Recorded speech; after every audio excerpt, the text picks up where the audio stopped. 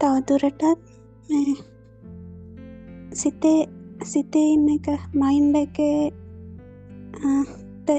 Mind එකට යට වෙලා ඉන්න මයින්ඩ් එකේ එකක් තමයි විචිකිච්ඡාව කියන්නේ.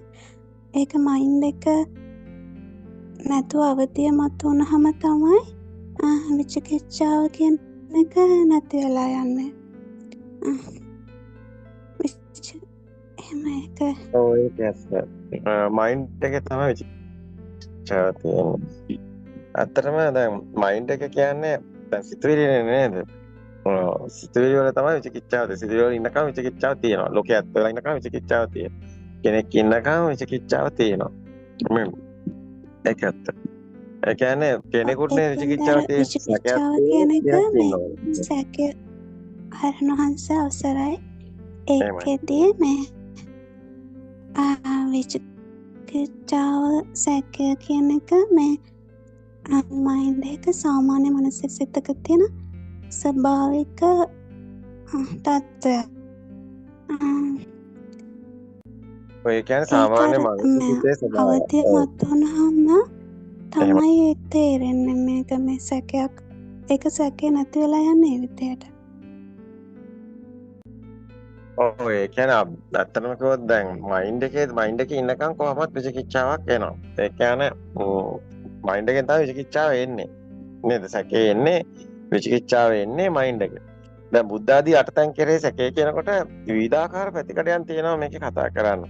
ඒ කියන්නේ දැන් සමහර දැන් සාමාන්‍ය මිනිස්සෙක් හිතනවා බුද්ධ කියලා කෙනෙක් ඉන්නවා කියලා. ධර්මය කියලා දැන් මේ දෙයක් තියෙනවා. දැන් ත්‍රිපිටකයේ තමයි ධර්මය කියලා හිතන්නේ. දැන් සංඝ කියලා හිතන් ඉන්නේ භික්ෂුන් වහන්සේලා. දැන් එතකොට දැන් තෙරුවන් පවා වැරදියට එතකොට දේවල් කරගෙන තියෙන්නේ. එතකොට දැන් බුද්ධ ආදී අටතැන් කෙරේ සැකේ කියන එකට එන්න නම් විචිකිච්ඡාව දුර වෙනවා කියන්න නම් මේ ඇත්තටම කිව්වොත් එයා සත්‍ය දැනගන්න ඕනේ. සත්‍ය සැක සංකා නැතුව එයාට තහවුරු වෙන්න ඕනේ. එතකොට එයාට මෙතන මේ ලෝකේ දැන් ආත්මය කියන්නේ මොකද? ආත්මය කියන්නේ දෙයක් වගේ දැනෙන එක. ඒ කියන්නේ මේ ලෝක සංඥා තමයි ආත්ම සංඥාව වෙන්නේ. එතකොට දැන් පුටුව තියෙනවා. අම්මා ඉන්නවාද? ගෙදර තියෙනවාද? මම ඉන්නවාද? දැන් මම කියලා කෙනෙක් ඉන්නවාද? දැන් මේ හැම දෙයක්ම තියෙනවා කියලා යන්තම් හරි දැනෙනවා නම් ඒක විචිකිච්ඡාව. ඒක සැක සංකා නැතුව මෙහෙම දෙයක් නැති බවට යට තහවුරු වෙන්න ඕනේ. එතකොට ඒ සැක සංකා නැතිව මෙවැනි මේ අපිට පේන, ඇහෙන, දැනෙන, අපි හිතන සිතුවිලි එකක්වත් ඇත්තක් නොවන බව තහවුරු වෙන්න හොඳ මෙනෙහිවීමක් අවශ්‍යයි. හොඳ විදර්ශනා ඥානයක් අවශ්‍යයි. ආලෝකයේ තියෙනවද? දැන් උදාහරණයක් ගත්තොත් ආලෝකයේ තියෙනවද? ශබ්දයේ තියෙනවද? එහෙම නැත්නම් මේ උණුසුම සීතල තියෙනවද? එහෙම නැත්නම් මේ ගන්ධ සුවඳ තියෙනවද? මේ රස තියෙනවද? මේ එකක්වත් තියෙනව නෙමෙයි. අතන ආලෝකය කියලා දෙයක්වත් හම්බ වෙන්නේ නැහැ. ශබ්දය කියලා දෙයක්වත් හම්බ වෙන්නේ නැහැ. අතන කිව්වොත් මේ සේරම ආයතන වලට සකස් වෙනවා. විවිධාකාර සත්තුන්ට විවිධාකාර විදිහට ආයතන පිරලා තියෙනවා. ඒ ආයතන වලට විවිධාකාර විදිහට ඒවා සකස් වෙනවා. දැන් හැමෝටම මේ වර්ණ හත ඒවා නැහැ. නේ මේක විවිධත්වයක් තියෙනවා. දැන් එතකොට මේ ආයතන වල ස්වභාවය අනුව ඒක වෙනස් වෙන්නේ. එතකොට මේ ආලෝකය කියන එක සමහර සතුන්ට ඇත්තෙත් නැහැ. ඇත්තම කිව්වොත් නිසාචර සත්තුන්ගේ ස්වභාවය බැලුවොත් එහෙම මේ රේඩාර් වගේ මේ වවුලගේ වගේ ස්වභාව බැලුවොත් ඒ සත්තුන්ගේ ලෝකේ මොකද්ද? ඒ ලෝකේ මෙහෙම එකක් තියෙනවා. දැන් ඇත්තටම අපි අද සර්ච් කරා මේ ගැලැක්සි එකේ අතරම කො ශබ්ද ගැන.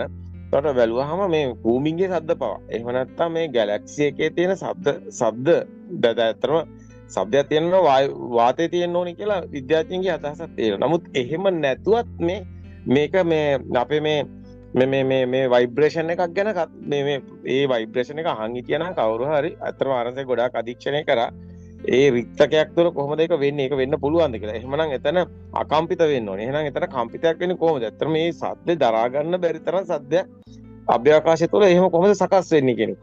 මම විශේෂයෙන්ම උල්කාපාත. එහෙම නැත්නම් මේ ස්වභාව. ඒතර මේ කම්පණය කියන එක එහෙම නැත්නම් මේක ආලෝකයක්වත් ශබ්දයක්වත් ඇත්තක් නෙමෙයි. මේ අපේ ආයතන වල සකස් වෙච්ච මේ එකක්වත් ඇත්ත නෙමෙයි. එතකොට දැන් මේ ආලෝකය ඇත්ත වෙලා තියෙනවා. දැන් අපි තුමු දැන් ලෝකයේ ඇත්ත වෙලා තියෙන තාක්කල් මේ ලෝකයේ තියෙනවා කියන සැකයක් දැන් සාමාන්‍ය මනුස්සයර මේ ඔක්කොම තියෙනවානේ. අම්මා ඉන්නවා, තාත්තා ඉන්නවා, ඉර තියෙනවා, හද තියෙනවා, මේ සේරම තියෙනවා, ලෝකෙත් තියෙනවා. මේ ඔක්කොම ඇත්ත වෙලා දැන් මෙයා ජීවත් වෙනවා. මේ එයාගේ නේ ලංකාව කියලා හදාගෙන පෘථුවිය කියලා හදාගෙන ආලෝකයේ ශබ්දය හදාගෙන ඉරහඳ කියලා හදාගෙන අම්මා තාත්තා කියලා හදාගෙන ගෙවල් දොරවල් කියලා මේ හැම එකක්ම මේ ගහකොළද සතාසිව්පාවද වතුරද අහසද පොළවද එහෙම නැත්නම් පාටද වර්ණද මොකද්ද සංඥාව? ඇත්තද ඒ සංඥාව? ඇත්තටම බැලුවොත් එකක්වත් ඇත්ත නෙමෙයි. දැන් ඒක කොහොමද සැක සංකා නැතුව දුරු වෙන්නේ?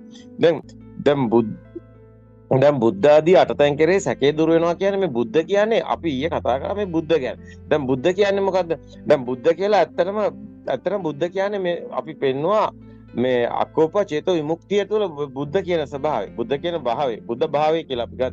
බුද්ධ භාවය කියන්නේ මොකද්ද මේ? බෞද්ධ කියන්නේ මොකද්ද? භවය කියන්නේ මොකද්ද? ඒතර භවය කියන්නේ මේ මොහොතේ මේ කම්පන වේගයට අර ආලෝකයේ ශබ්දේ අර කම්පනනේ ආලෝකය කියන්නේ කම්පන ශබ්ද කියන්නේ කම්පන ආයතන වල සකස් වෙන. ඒක එක්ක එකතු වෙලා එනවා පුටුව මේසේ ඇඳ අම්මා තාත්තා කියලා. දැන් එතකොට මේක භව සංඥා වෙනවා. තියෙනවා වෙනවා. ආලෝකෙත් තියෙනවා වෙනවා. එතකොට ශබ්දෙත් තියෙනවා වෙනවා. එතකොට මේක සිතුවිලි තියෙනවා වෙනවා. එතකොට දැන් මේ තියෙනවා. දැන් අපි ගත්තොත් අරමුණ අජ්ජසදිරේ ආරෝපේ නන්දි තදුපදන බව. මේ මොහොතේ මේ දකින්න මේ පුටුව මේ මේස මේ ඇඳ අර මොන්ටිසෝරි දරුවට අර රතු පාට කහ පාට ශබ්ද වර්ණ අර එන හැටි සකස් වෙන හැටි ඊට පස්සේ ඒවා තියෙනව වෙන හැටි ඊට පස්සේ ෆැන්ටසි වර්ල්ඩ් එක හැදෙන හැටි සැබෑ ලෝකේ හීනේ හැදෙන හැටි මේ හීනේ ඇත්ත වෙන හැටි සත්‍ය ලෝකේ හීනේ මේක ඇත්තක්ද නෑ මේක ඇත්තක් නෙමෙයි මේ ආලෝකය ඇත්තද නෑ ඇත්තක් නෙමෙයි ඒතකොට ආලෝකය කියන්නේ කම්පන වේගය දැන් කම්පන දකින්න පුළුවන් තරංග දකින්න පුළුවන්ද බෑ එහෙනම් ආලෝකය කියලා දෙයක් තියනවද නෑ ශබ්දය කියලා දෙයක් තියනවද මේක මහා විදර්ශනා ඥානයක් එතකොට විදසුන් නුවණින් විදගෙන ගියොත් මේ ටික ඔක්කොම යාට ගලප ගන්න පුළුවන් ඒතකොට සක සංකා නැතුව දැන් ඇත්තටම කිව්වොත් මේ අකම්පිතේටයි මේ බුද්ධ කියන්නේ. බුද්ධ කියන්නේ අකම්පිතේ. අකෝප චේතෝ විමුක්තිය තමයි බුද්ධ කියන්නේ. එහෙනම් අකම්පිතේ. එහෙනම් අකම්පිතේට බුද්ධ කියන්නේ. එහෙනම් බුද්ධ ආදී අටතැන් කරේ සැකේ නැති වෙනකොට අකම්පිතේ. ඒතර අකම්පිතේ